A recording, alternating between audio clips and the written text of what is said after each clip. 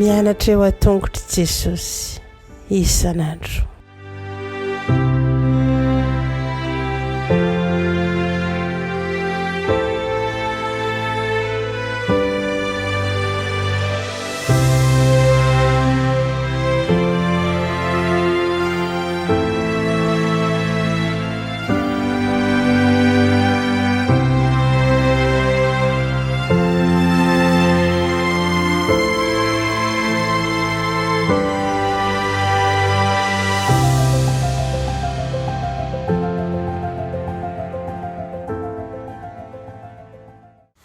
Faly miarabantsika tsirairay avy-indray tonga eto amin'ny lesona ho an'ny lehibe sika amin'ity anio ity. Anasanao na araka izany hatramin'ny farany ary ny rina dia hitondra fankahirezana ary ihany koa fahatokena bebe kokoa an'Andriamanitra hatrany ny lesona izay anarantsika. Alohan'izany ary dia vavaka isika. Ry Andriamanitra tsara ny an-danitra andera laza ny haja sy ny voninahitra natolotra ianao. Misaotra Tompo satria tsy mba mandao anay ianao fa mijery manokana izay rehetra mahasoa anay. Fa eto izahay te handray ny fitahiana manokana avy aminao, ny fankahirezana dia mangataka ny fanahinao masina hiasa eo amin'ny tsirairay avy amin'ny anaran'i Jesosy. Amen. Lohateny lesonantsika androany dia manao hoe tany Tiro sy Sidona. Tany Tiro sy Sidona. Mino ireo mpandinika Baiboly fa ny filazantsara Matio dia nosoratana manokana ho an'ny vahoaka Jiosy ary Marka kosa dia nosoratana manokana ho an'ny vahoaka Jentilisa. Ilaina ny hiazonana n'izany fanavahana izany ao an-tsaina rehefa mianatra ny filazantsara isika. Izao ny voasoratra ao Matio 5:12 andiny 12 ka hatramin'ny 17. Anaran'i Jesosy.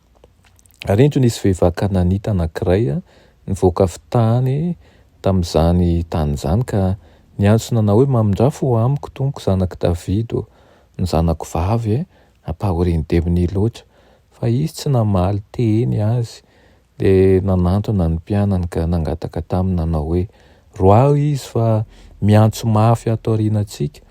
Ary izy namaly ka nanao hoe tsy ny raha anao afa-tsy ho amin'ny ondry very amin'ny taranak'Israely. Fa nanantona ihany raha vehivavy dia niakohoka teo anatrehany ka nanao hoe tompoko vonjeo aho. Fa izy namaly ka nanao tsy mety raha maka ny mofon-jaza ka manipy azy ho an'ny amboa-kely.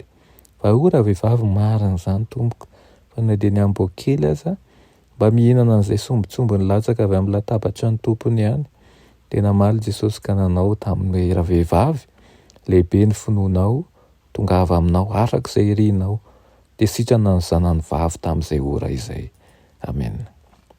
Mario ny fomba nanoritsorita amin'ny Matio ilay renim-pianakaviana avy amin'ny fampiasana ny firenena na ny fiaviana Kananita. I Marka dia nitarihiny fanahy masina mampiasa fiteny hafa noritsoritana n'io vehivavy io Grika na Jentilisa. Avy eo dia nampiany hoe avy amin'ny firenena Sirofoinika sy na hoe Sirianina izany avy any Fenisia. Io ihany no fotoana nampiasana n'izany teny izany ao amin'ny Baiboly. Saino ny akon'izany tantara izany ary amin'ireo vahoaka Jiosy sy ny fiainana zatra azy ary ny fomba fijeriny.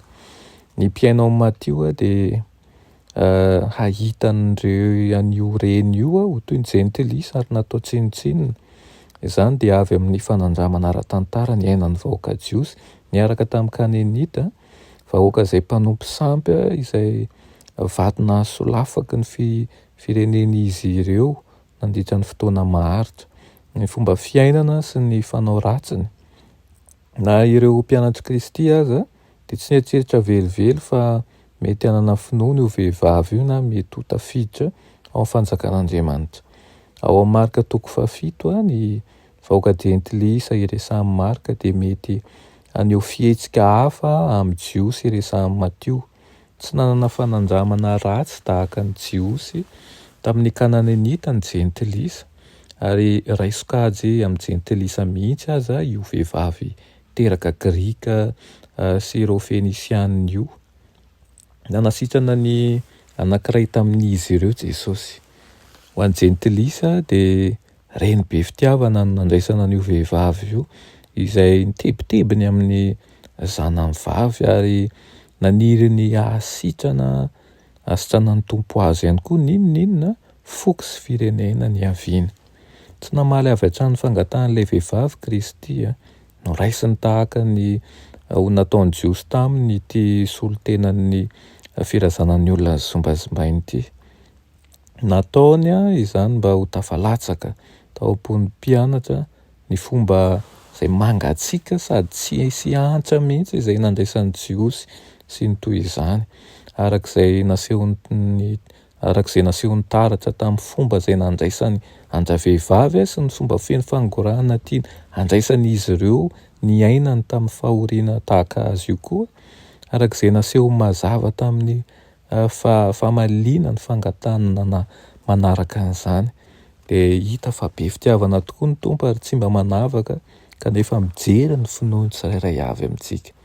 Mety hoe efa miara-dia amin'ny Kristy foana isika kanefa ny finoantsika dia kely, mety tsy misy akory aza fa fahazarana fotsiny no miaraka amin'ny Kristy.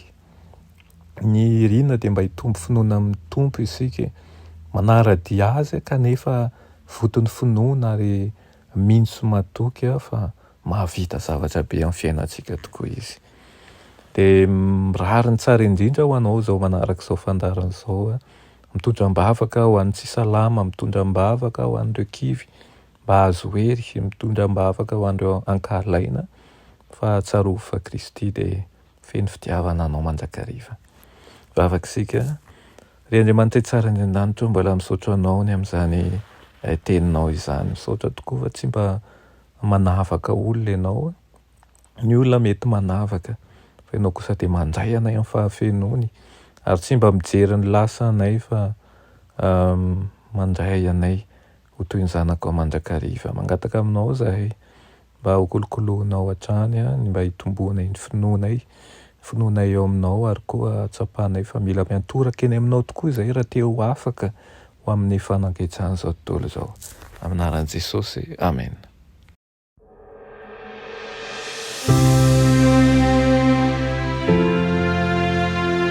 Mianatra eo an-tongotry Jesosy isan'andro.